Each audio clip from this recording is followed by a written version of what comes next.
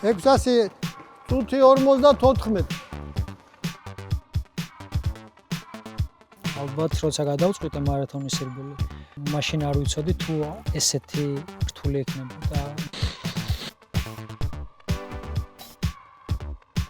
აი ამ სიჩქარით დარბის 2 საათი და 11 წუთი მინიმუმ.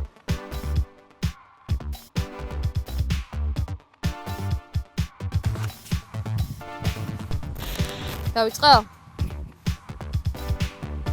მე და ზუკი ვაგრძელებთ კარგი საქმის კეთებას და თქვენთვის საინტერესო ადამიანების გაცნობას. ჩვენი დღევანდელი ეპიზოდის პერსონაჟი გრძელ დისტანციაზე მორბენალი მარათონელი დავით ხარაზიშვილია და დღეს როცა მის ვარჯიშებს ვიღებდით და ვუყურებდით, დავრწმუნდი, რომ თუ ბრძოლას რომელიმე სპორტის სახეობა გავს, ეს ყველაზე მეტად მარათონია და მინდა რომ თქვენც ამ ეპიზოდს ბოლომდე უყუროთ და ნახოთ რამხელა ჟინი, თავდადება, შრომა და ძალისხმევა სჭირდება სტარტიდან ბოლომდე 42 კილომეტრიც.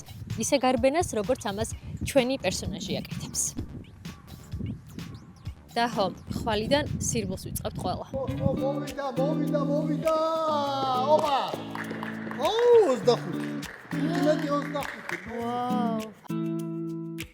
მარათონი ისეთი სახეობაა სპორტის, რომ დიდი ვაჟკაცობა უნდა, რომ ამ ფერხულში ჩაერთო ზოგადად სპორტსმენი, იმიტომ რომ იმის გარდა რომ ძალიან დიდ შრომას მოითხოვს და ნებისყოფას და ფსიქოლოგიურ და მენტალურ მზადყოფნას, რომ მარათონისთვის მოემზადო და შემდეგ მარათონი ირბინო. ალბათ იმის იქით უკვე ესე ვთქვათ, შიდა სამზარეულოში კიდევ უფრო რთულია და მეც სირთულეებს აწყვეტები. შრომის გარდა ალბათ უარს ამბობ ყველაფერს დანარჩენ ყოფილ ცხოვრებაზე, იმიტომ რომ ყველა გადადგმული ნაბიჯი, რომელსაც სპორტის გარეთ გავ, მე ვარჯიშებზე და შეჯიბრებებზე ყველაფერი გეტყვი. მარათონი არ არის ისეთი სპორტის სახეობა, სადაც შეიძლება გაგიმართლოს. თან ისე არ არის, რომ ერთი თვის განმავლობაში ემზადები სეზონების განმავლობაში წლობით და ის დღეც კი, რომელიც ვითომ ერთი შეხედვით ძალიან მსუბუქი და მარტივი ჩანს, იმასაც თავისი დატვირთვა აქვს და იმ დღესაც თუ არ გააკეთებ ზედმიწევნით და სწორედ, შემდეგ ვარჯიშებზე, რთულ ვარჯიშებზე უკვე ხელს გიშლის და ამიტომ ეს გადაბმული ჯაჭვია და არც ერთი გამოტოვებული რგოლი ამ ჯაჭვზე არ უნდა გქონდეს თუ გინდა რომ მაქსიმალურ შედეგს მიაღწიო. მაქსიმალურს მე გულისხმობ, რომ კონკურენციაში შეხვიდე იმ ელიტასთან, მაღალი დონის მორბენლებთან, ელიტ მორბენლებთან, რაც საქართველოს სკვალობაზე არ ვიქნები რაღაც თავშეკავებული და ვიტყვი რომ ურთულესი. იმიტომ რომ საქართველოს სამწუხაროდ ისეთი დონის პირობები, რაც საკმარისია იმისთვის, რომ კონკურენცია შეხვიდე მსოფლიო დონესთან, სამწუხაროდ არ გვაქვს.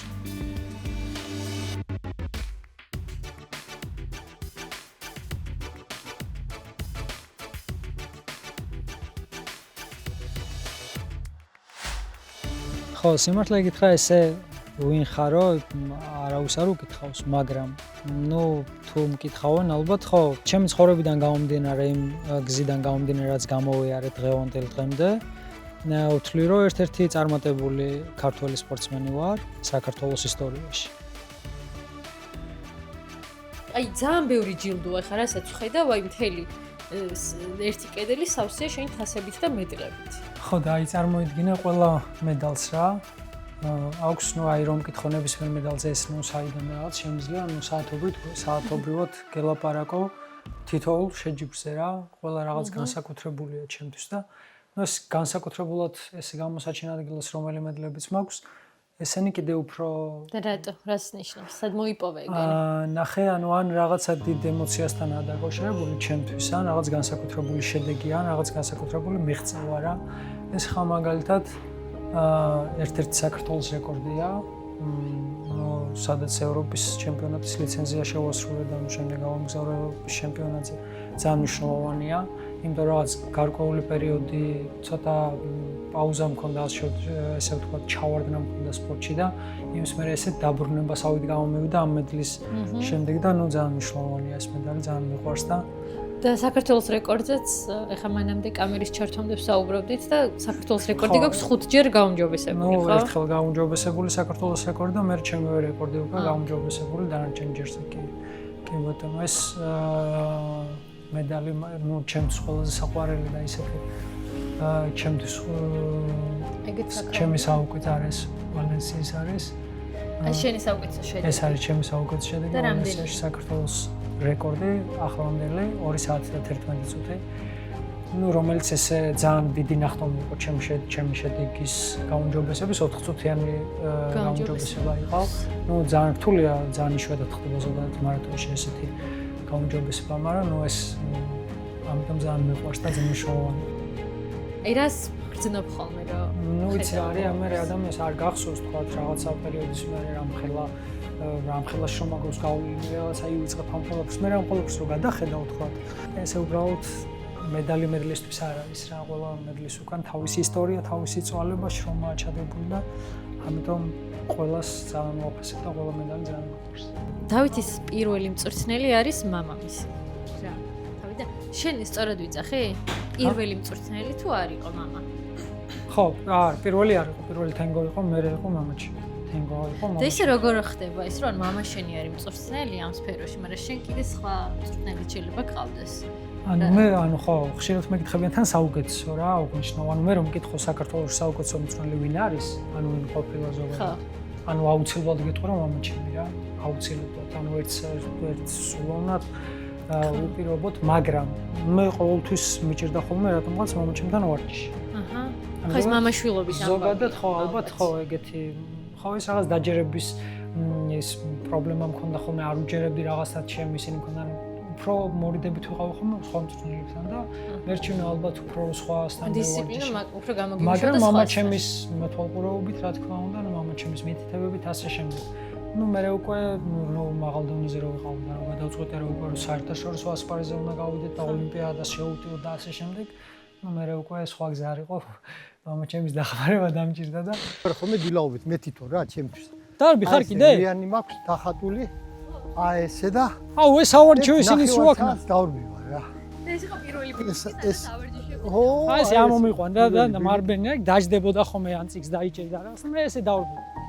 აბა ერთ ნახევარსად ხო დავრბოდი ხო? კი, ბავშვები. ეს კაკალი იყო მაშინ ახალი დარგვი. სუფთა ჰაერზე. ალბათ 6 წლის, 5 წლის. ტყეში რა, ტყეშია კაცი. ესე თან რვიანი როა რა, წინ და უკან სირბილი არ გიწევს ესე. აქეთ თან ერთ მხარეს ან ვითარდები, მე მეორე მხარეს ისე რომ თანაბრად ვითარდება. ხო, აბა? ხო. ეგ ნაფიქრია, კაცი.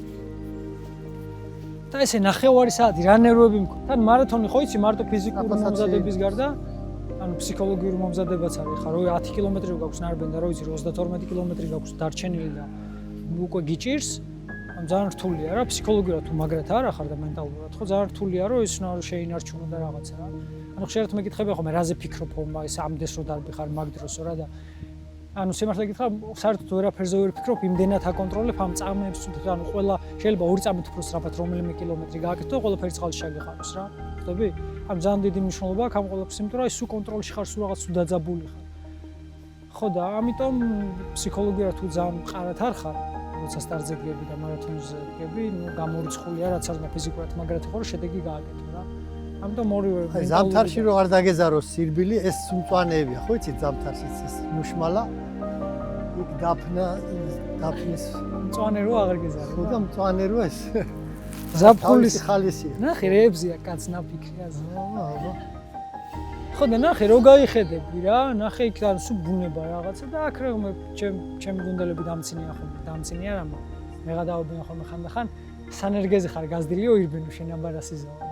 სანერგის ქუჩა არის რა. ამაყი ხარ თქვენი შეგეთ?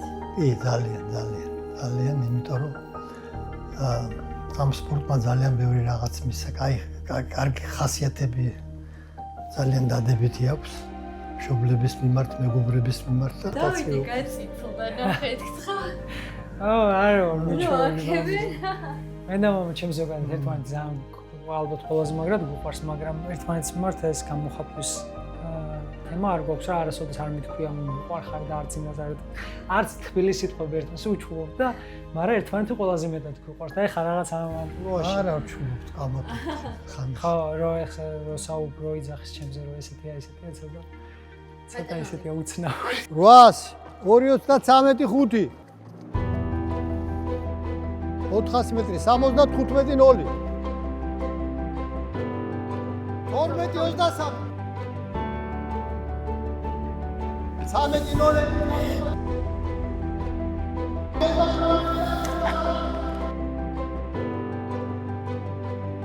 ყველაზე ნეგატიური და ყველაზე პირიქით მაგარი რაღაცა რა გახსენდება შენს ამ სპორტული ცხოვრების განმავლობაში? ჩემ კარიერა, სპორტულ კარიერა სამწუხაროდ დაყვება ეს ნეგატიური ამბები. ალბათ უახლოეს პერიოდიდან გეტყვი ოლიმპიადა, ჩავარდნილი ოლიმპიადა, სადაც ალბათ მე უნდა ყოფილიყავი და რაღაცა გარკვეული მიზეზების გამო მოხდა ისე, რომ მე ვერ გავამგზავრე, ამისთვის 4 წელი მოემზადებოდი, ეს ძალიან დიდი დროა სპორტისთვის.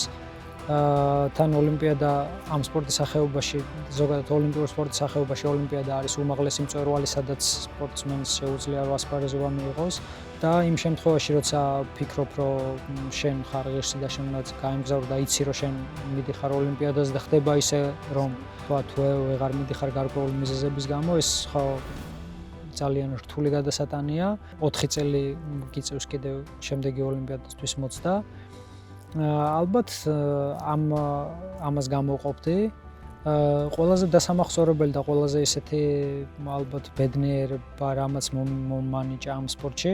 ესე ვთქვა, ყველა შეჯიბრი სადაც წარმატებულად გამოსულა, ალბათ ყველა ნაწილობრივ რაღაცა სხვადასხვა ემოციას და სიხარულის მომტანია, მაგრამ ყველაზე კარგი რაც მომიტანა, ესე ვფიქრობ ამ სპორტის სახეობამ და ზოგადად სპორტმა, ეს არის, რომ მე ვხედავ ადამიანებს, ვისაც გულწრფელად უყვარ ვარ, გულწრფელად აფასებს იმას, რასაც ვაკეთებ და ალბათ შემძინაო უამრავი ძალიან კარგი მეგობარი და ალბათ ეს არის ის რის გამოც ვიტყვი, რომ ღირდა ამ ყველაფრის გაკეთება.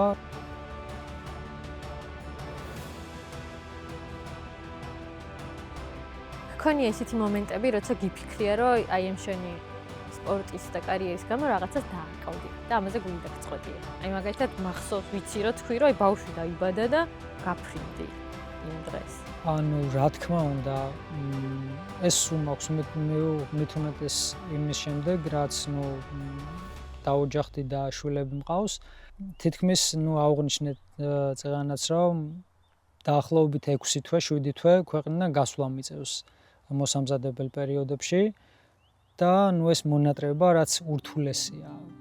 როცა შენი შვილები იზრდებიან შენ გარეშე, იყო მომენტი, როდესაც ჩემი მეორე შვილი სანი დაიბადა, იმ ღამეს დაიბადა და იმ ღამეს გამომიწია კენიაში 3 თვით გაფრენა და 3 თვის განმავლობაში ბავშვი წარმოიდგინე ნანახი არ მყავდა. როგორი რთულია ეს პერიოდია, როდესაც წეღან თქვი, რომ ოლიმპიადისთვის ვემზადებოდი, სადაც საბოლოოდ ვერ წავედი.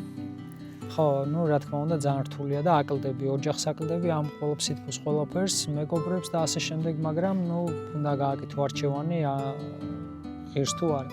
მე ვფიქრობ, რომ ამ ყველაფრის ოჯახისთვის ვაკეთებ, პირველ რიგში ჩემი ქვეყნისთვის ვაკეთებ და ალბათ ეს მონატრება და ეს დანაკლისიც რაღაც დოზით გამართლებულია. მაგრამ ყოველთვის მაქვს ხოლმე გონებაში ის, რომ როდესაც დავამთავრებ კარიერას, ალბათ არც ერთი ნაბიჯით არ მოშორდები ჩემ ოჯახს, იმიტომ რომ ეს დანაკლისი რაღაცნაირად შემდეგში აუცილებლად მინდა რომ აღვიდგინო და ალბათ ხო, რა თქმა უნდა, ეს დანაკლისი მაქვს ყოველთვის.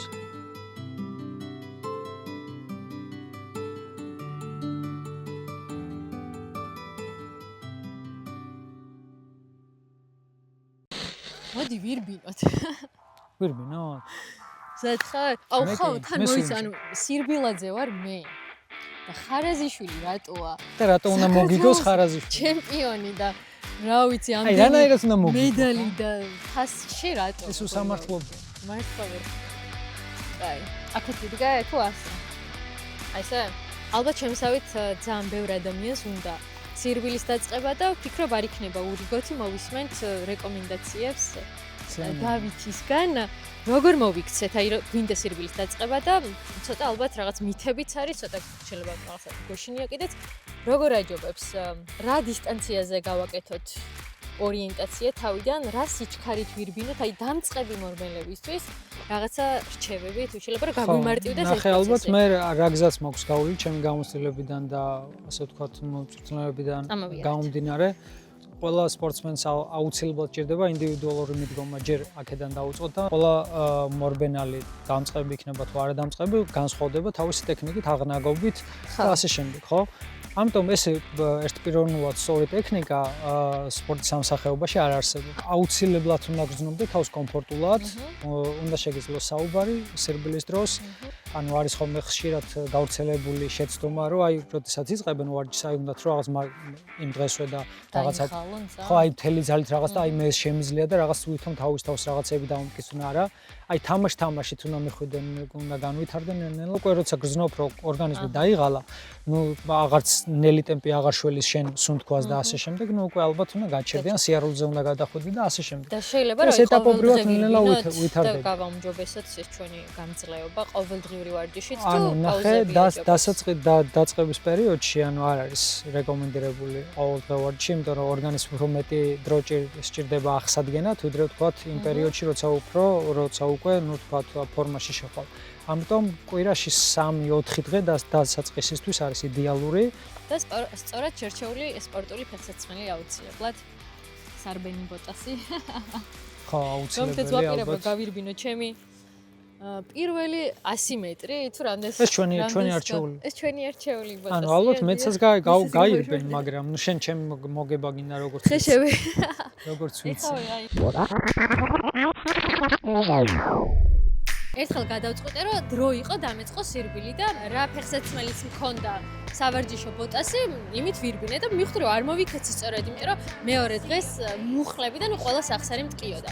ამჯერად მოვედით პუმაში, რომ სწორად შევარჩიო ბოტასი, რომლითაც ვირბენ და ამ არჩევანის გაკეთებაში გამეხმარება ამ სფეროში ყველაზე სანდო, გამოცდილი და საიმედო რეკომენდატორი.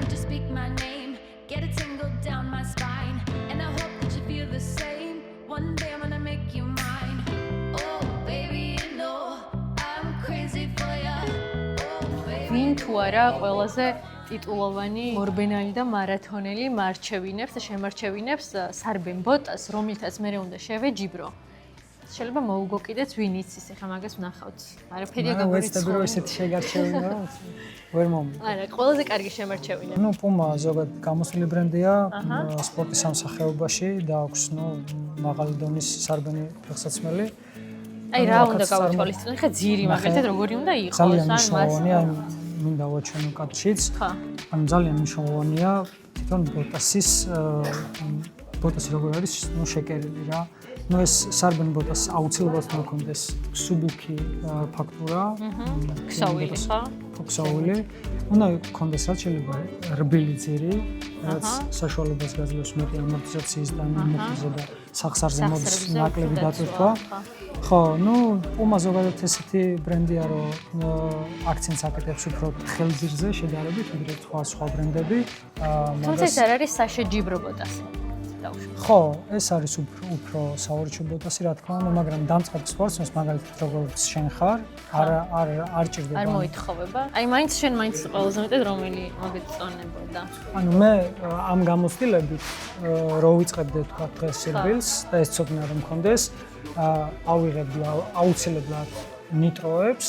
ნუ ეს ნიტრო რო აწერი უფრო მსგავს ბოტასი განიხილება უფრო პროფესიონალურ ბოტასად. ნუ მე შენს ადგილას ამ ბოტასზე გავაკეთებდი არჩევანს.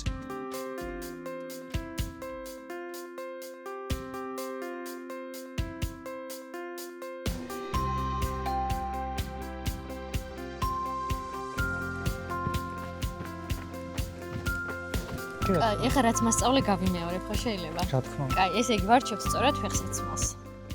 თუ გვაქვს მიწა, გრუნტი, ბალახი, უმჯობესია თუ არა, არაუშავს თუ ვირბენთ ქალაქში სტრესაზე. რა თქმა უნდა. დაურბივართ დასაწყისისთვის იმ სიჩქარით, როცა საუბარი შეგვიძლია. თუ საუბარს უკვე ვეღარ ვახერხებთ, იმ დღეს ალბათ აჯობებს რომ გავჩერდეთ და ან ტემპი დავაგდოთ და კვირაში 3-ჯერ დასაწყისისთვის ნორმალურია. ვსვამთ წყალს, ეს პრობლემა არ არის. ძალიან ხშირად, როცა ორგანიზმი გთხოვს აუცილებლად. თუ პირით სუნთქვა, გვესაჭიროება პირითაც სუნთქავთ და ამაშიც პრობლემა არ არის. არა, პირიც უნდკავთ აუცილებლად. აუცილებლად პირიც ვთქვათ, რომ და მეც თავს ვიკლავდი ხოლმე. ნუ, როდესაც ხვირიც უნდქვაზე გადავდივართ, ამ დროს უკვე ორგანიზმი უკვე დავალიანებაში მიდის, ასე ვთქვათ. საკმარის ჟანგბადს ვერ იღებს და ნუ შესაბამისად კუნთში არ მიდის შესაბამისი ჟანგბადი და ნუ კუნთი უფრო მალე იღლება ვიდრე აი სხვა. ვარჯიშამდე დავუშვათ გაწელოები რაღაც მომზადება კუნთს აუცილებელია თუ არც ისე? ანუ სასურველია, რა თქმა უნდა, იმიტომ რომ უნდა მივიყვანოთ იმ კონდიციამდე კუნთების ახსრები, რომ უკვე სირბილი დაუწყოთ და რაღაცა შესაბამისად რაღაც არ ვიტკინოთ. ანუ სახსრები მაინც გავახუროთ. ამიტომ უნდა ხო გამახურებელი ვარჯიშები უმჯობესია, ნუ გაწელვითი ვარჯიშები უფრო ნუ სირბილის შემდგომ უკეთესია. გასაგებია. სახსრები ვარჯიშამდე, გაწელოები ვარჯიშის მე. კუნთების გაწელვა ვარჯიშის შემდეგ. სირბილის მე. მადლობა. წარმატება. აი მე კადრს მიღმა შევეჯიბრები ამას ვიდრე რომ არ უნდა გამოჩნდეს როგორ ვამარცხებ და ჩვენი ეპიზოდი აქ დასრულდება და შევხვდებით შემდეგ საინტერესო პერსონაჟთან. გვიყურეთ, გამაგვიწერეთ, გვიყურონ და გამაგვიწერონ, ხო? აუცილებლად.